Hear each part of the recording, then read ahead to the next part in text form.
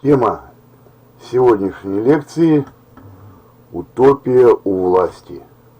Прогнозы и результаты коммунистического эксперимента.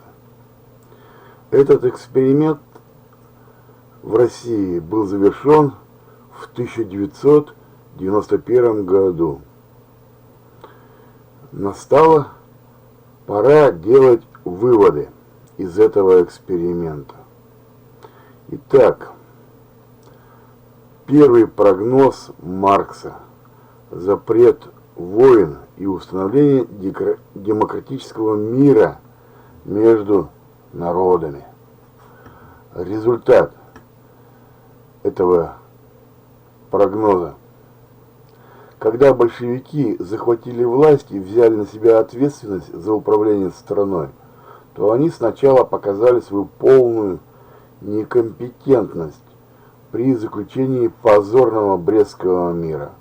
Или, может быть, начали предавать национальные интересы России в обмен на деньги немецкой разведки. Именно на большевиках лежит ответственность за развал русской армии в 1917 году. Это поражение в войне с Германией стало уроком для большевиков, то есть заключение Брестского мира. И большевики позднее стали тратить все силы страны на подготовку к войне. СССР пришел к экономическому краху в 1991 году в результате военного соперничества с США во время Холодной войны. Российская Федерация при президенте Владимире Путине восстановила свою экономику, и Российская Федерация была вынуждена продолжить холодную войну против США, потому что США захватили всю сферу влияния России в Восточной Европе, в то время, пока Российская Федерация проводила экономические реформы на пути от социализма к капитализму. Затем США придвинули свои войска и свои ракеты вплотную к границам Российской Федерации. США были впервые вынуждены отступить перед Россией в борьбе за сферу влияния над Сирией. Сегодня идет борьба между США и Российской Федерацией за сферу влияния над Украиной. Я верю, что Россия сможет победить в этой борьбе за Украину любой ценой. Вывод. Полный запрет войн является несбыточной утопией. Война есть естественный и неизбежный способ ведения конфликта. Второй прогноз Маркса. Социализм должен победить во всем мире. Результат. Дело социализма сегодня проиграно почти повсюду. Социалистические режимы сегодня сохранились только в Северной Корее, Китае и на Кубе. В Северной Корее наступил голод. Коммунистическое руководство провело успешное испытание атомного оружия, пытается шантажировать мировое сообщество и просит экономической помощи. Хотя кое-какие экономические реформы там были тоже проведены сегодня. Сегодня в Китае от тоталитарного режима осталась лишь однопартийная коммунистическая система, а в экономике восстановлен рынок и частная собственность. Демонстрация студентов на площади Тяньаньмэнь с требованием восстановления демократии была раздавлена танками.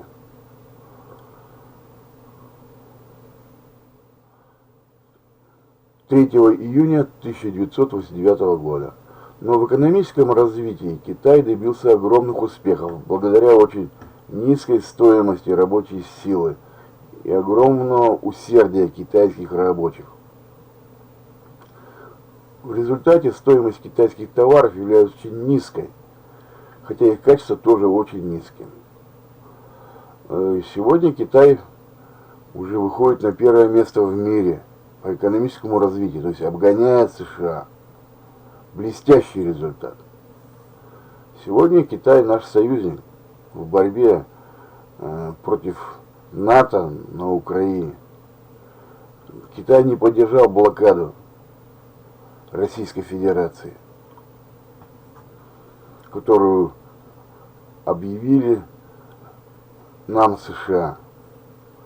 На Кубе без советской помощи тоже наступил сначала голод. Но сегодня руководство Кубы проводит экономические реформы.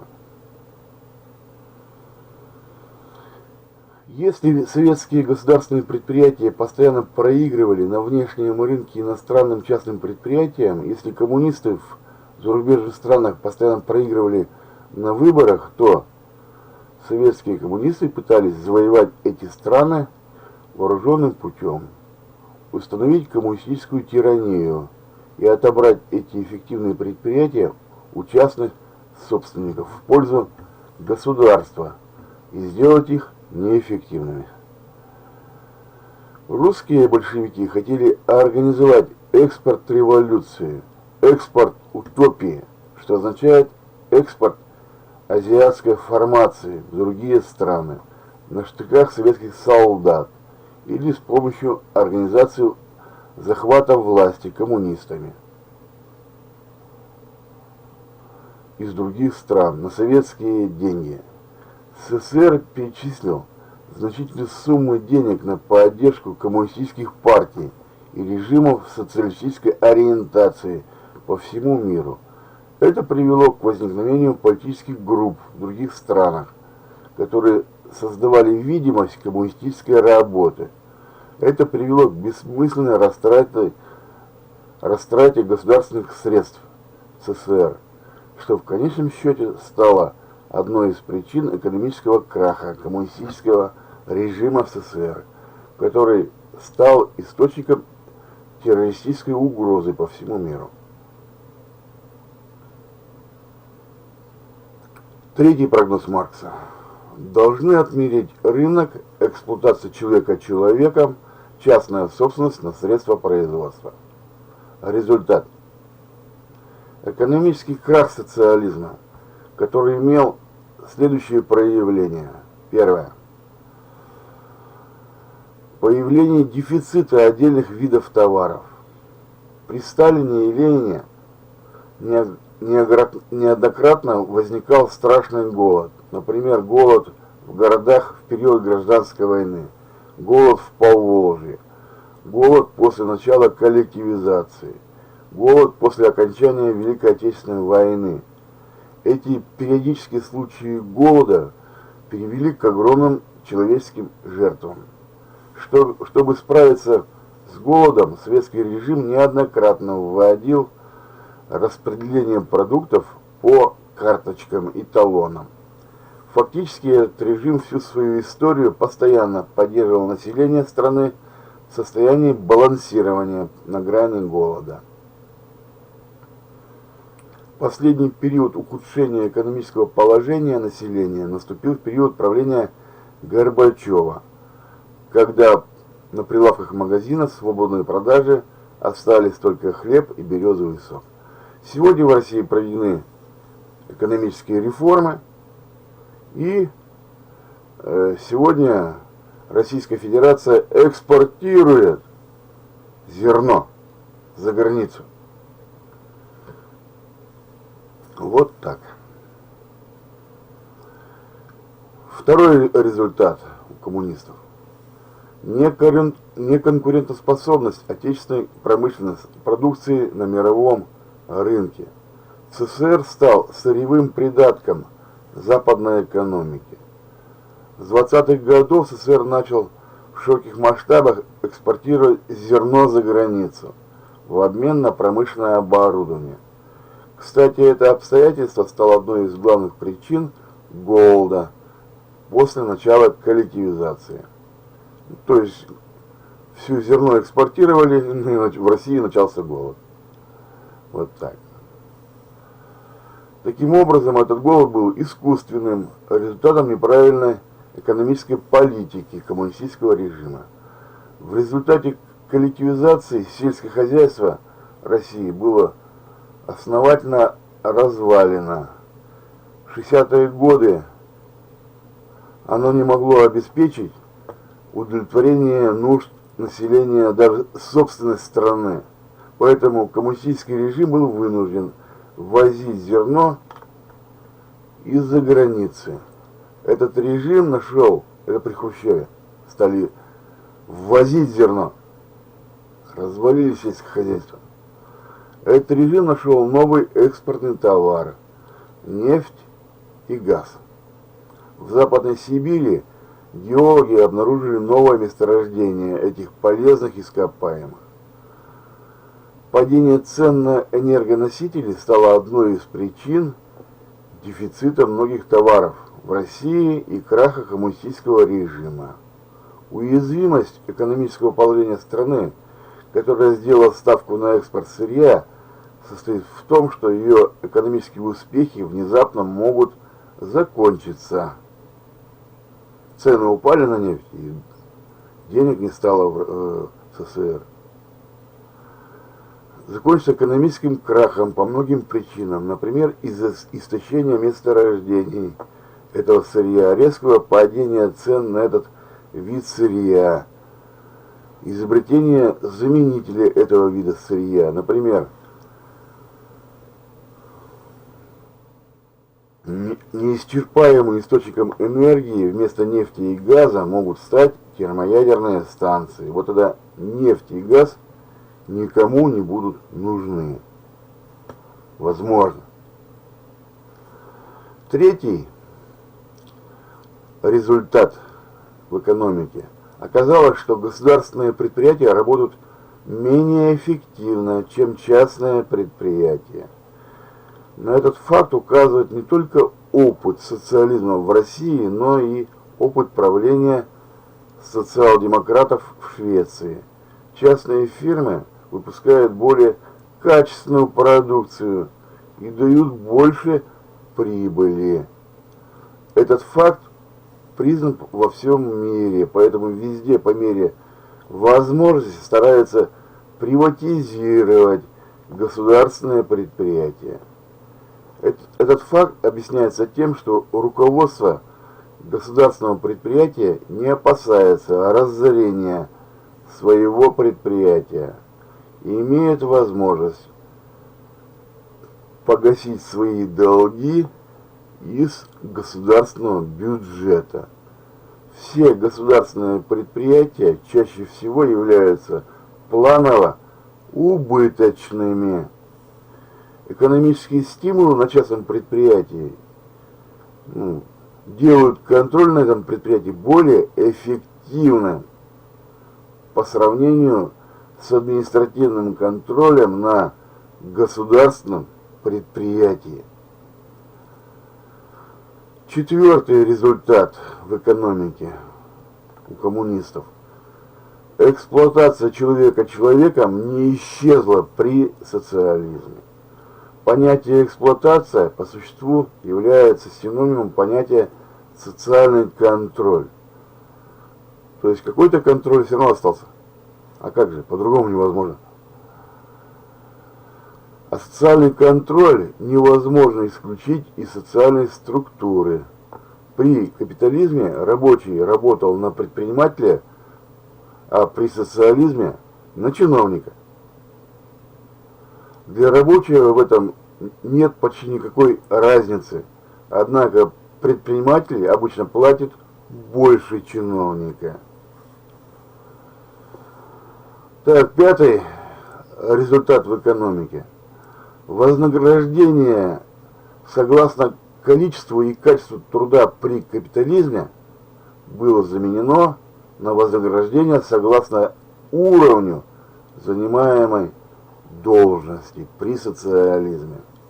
То есть, чем выше должность, тем выше зарплата при социализме. Но это менее эффективно. То есть, работать за деньги это более эффективно, чем работать за должность. При социализме вообще можно было работать кое-как. но важно было сохранить свою должность. Поэтому рабочие бесцельно слонялись по цеху, пьянствовали на производстве, играли в карты, ходили в магазин в рабочее время, но старались не совершать прогулов. Таким образом, трудовая дисциплина при социализме была очень низкой. Ну, я тоже работал при социализме, и все это прекрасно знаю. Как пьянствовали в рабочее время, как ходили по магазинам и так далее. Я все это видел на собственном опыте. Я долго живу, мне 64 года. При Сталине колхозники плохо работали. Да, я это видел в детстве. Я работал с 7 лет в колхозе. Ну, на лошади работал, копно возил. Каждое лето, 7 лет. Я все это видел, как там эти колхозники работали. Потому что все равно ничего не заплатят. А при Хрущеве и Брежневе колхозники стали работать плохо, потому что все равно заплатят. И заплатят всем одинаково. Поэтому в колхозе работали кое-как, зато уже во внерабочее время вкалывали на своем покосе и в своем огороде на всю катушку. Сам Брежнев был ленивым и больным человеком, поэтому в конце жизни работал только 2 часа в сутки. Никто не читал книг, он никогда не читал книг, а остальное время проводил на охоте или смотрел телевизионные передачи. Светская элита всегда и во всем подражала своему лидеру. Шестой экономический результат у коммунистов. В СССР при Сталине возник сектор рабовладельческой экономики – ГУЛАГ, который требовал вербовки все новых и новых рабов, так как продолжительность жизни заключенных из-за тяжелейших условий труда была очень низкой, мало жили заключенные. Если заключенный перевыполнял норму на 50%, то к пайке хлеба, 800 грамм хлеба, была пайка 800 грамм, ну, буханка хлеба в день, получал еще и 1 селедку, это была сталинская норма. Если заключенный не выполнял норму выработки, то получал половину нормы хлеба, или даже меньше, 300 грамм хлеба, если норму не выполнил. За этот день и вскоре он просто умирал от голода. Это было бессмысленной растратой ресурса рабочей силы. К тому же это противоречит правам человека. ГУЛАГ – это образец казарменного социализма. Ну вот сталинская норма, там селедку давали, буханки хлеба. Рабочий, вернее заключенный, не покрывал затраты энергии с помощью этой селедки. Поэтому было невыгодно перевыполнять норму на 50%. Он все равно умирал. Поэтому старались просто выполнять норму, получать буханку хлеба, ну и выживать. Седьмой экономический результат у коммунистов. Индустриализация была проведена за счет ограбления деревни. В результате главная экспортная отрасль экономики, ну до революции, сельское хозяйство, она была разорена. В СССР произошла целая серия экологических катастроф. Ну и четвертый прогноз Маркса. Должно произойти отмирание религии, так как, по мнению Маркса, религия – это опиум для народа. Результат. Крах всех попыток запретить религию в СССР и расцвет бытовой безнравственности, ну, то есть пьянства. Без религии все можно. Разврат. Удалось поставить церковь под контроль КГБ, Все назначения на пост священника производились с разрешения уполномоченного по делам религии. Всех священников было, среди священников было очень много доносчиков. Большая доля священников оказались в ГУЛАГе, где многие из них погибли. Большая часть церковных ценностей была разграблена советской властью. Многие храмы были взорваны или осквернены по приказу властей. Да вон в Усолье, что далеко ходить. Все храмы были разорены. Хотя вот в Орле церковь работала при советской власти. Удалось подорвать веру в Бога у значительной части населения. Это привело к росту числа самоубийств, разводов, абортов, уровня преступности, расцвету бытового пьянства. Не стало веры в Бога, и все это расцвело. Пятый прогноз. Запрет буржуазной культуры и идеологии, которые якобы оправдывают эксплуатацию человека человеком. Результат коммунистов. Создание идеологической машины по обману и оболваниванию собственного народа. Установление цензуры, низкий уровень и низкое качество отечественной культуры. Талантливые деятели культуры были вынуждены эмигрировать, были высланы за границу, оказались в тюрьме, были доведены до самоубийства. Ну, это вот Есенин был доведен до самоубийства. Маяковский. Или писали в стол, или прозябали в безвестности, а посредственные приспособленцы выпускали свои произведения огромными тиражами, которые трудно было продать. Ну, например, вот произведения Ленина издавались огромными тиражами, или Маркса, а никто их не читал. Таким образом, исчезновение конкуренции среди советских деятелей искусства привело к общей деградации качества созданных ими художественных произведений. То есть на советские фильмы, уж я это знаю, я 25 лет отработал киномехаником, советские фильмы обычно не смотрели, а шли на зарубежные американские фильмы, американские боевики. Ну что вот там вот, фильмы были на производственную тему, да неинтересно. Фильм был премия. Ну кто его смотрел? Да никто. Типа рабочие отказались от премии, потому что не заслужили. Да кто в это поверит? От денег отказались. Ну что, глупость. Такие они были сознательные.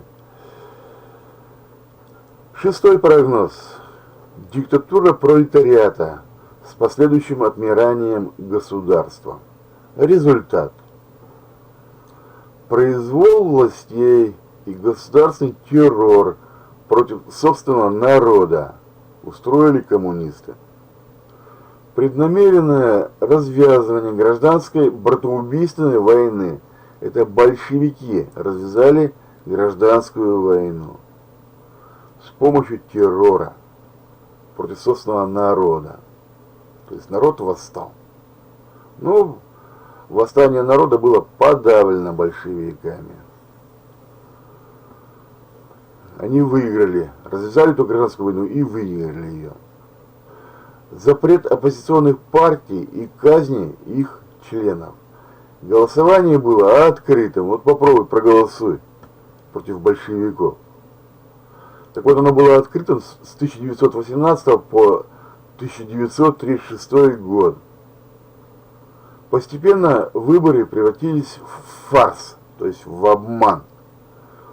Вместо отмирания государства оно стало тираническим, а затем олигархическим. Органами государственного террора стали органы государственной безопасности, которые периодически меняли свое название. То есть сначала было ВЧК, потом ГПУ, потом МГБ, а затем КГБ. Эти органы могли действовать вопреки закону, то есть полный произвол. Подобные функции выполняли опричники при Иване Грозном. Личным палачом при царе Иване Грозном был Малюта Скуратов. Начало большевистского террора стало одной из причин гражданской войны. Одними из первых были убиты депутаты учредительного собрания от кадетской партии. Это Кокошкин и Шингарев. При этом никто даже не вспомнил про такую формальность, как депутатская неприкосновенность. Седьмой прогноз Маркса. Построение бесклассового общества. Результат. Бесклассовое общество – это коммунизм, осталось несбыточной утопией. Уничтожение представителей дворянства, духовенства, богатых крестьян, казаков, буржуазии и кулачества, конфискация имущества и государственный грабеж под ленинским лозунгом «Грабь награбленное». Вот результат этих утопических прогнозов. Этот грабеж сопровождался физическим уничтожением и тюремным заключением представителям этих высших сословий. Эта политика привела к уничтожению частного предпринимательства, исчезновению экономических стимулов к труду, равенство в нищете, вот что возникло. Экономическая разруха, ибо организаторы крупного производства были уничтожены или изгнаны из страны. Политика военного коммунизма заменила рынок прямым распределением продуктов и одежды. То есть раньше покупали продукты и одежда, а при военном коммунизме их стали отбирать, а потом раздавать чиновникам и всем служащим, ну и солдатам. Но прежде чем распределять, нужно сначала было отобрать у крестьян эти продукты. Ну, продразверстка. Под угрозой расстрела. Но такое изъятие встретило справедливое сопротивление крестьян и стало одной из причин гражданской войны. Эта война продолжалась до тех пор, пока Ленин не заменил продразверстку продналогом. Тогда гражданская война закончилась. Продразверстка – это государственное ограбление крестьян без всяких норм и ограничений. Сколько сумеем, столько отберем. В отличие от продразверстки, размер продовольственного налога был известен заранее и был меньше продразверстки. То есть крестьяне были согласны платить продналог, а остальное они получили право продавать на рынке. Ну и все, война прекратилась. Ленин заменил политику военного коммунизма политикой НЭПа, новой экономической политикой. Снял запрет на мелкую торговлю, ввел конвертируемую валюту золотой червонец. То есть золотой червонец можно было обменять на золото в государственном банке. Это он снова позволил человеку становиться предпринимателем, то есть НЭПманом. Эта политика проводилась 7 лет, с 1921 по 1927 год. А затем Сталин ликвидировал НЭП и репрессировал Непманов. То есть опять отобрали все деньги и посадили в тюрьму. В результате всех этих катаклизмов появился новый привилегированный слой. То есть вместо дворянства до революции партийная номенклатура. Вот новый правящий слой во главе со Сталином. Вывод. Пока будет существовать разделение общественного труда, пока общество будет построено на социальном конфликте и социальном контроле, до тех пор бесклассовое общество останется несбыточной утопией.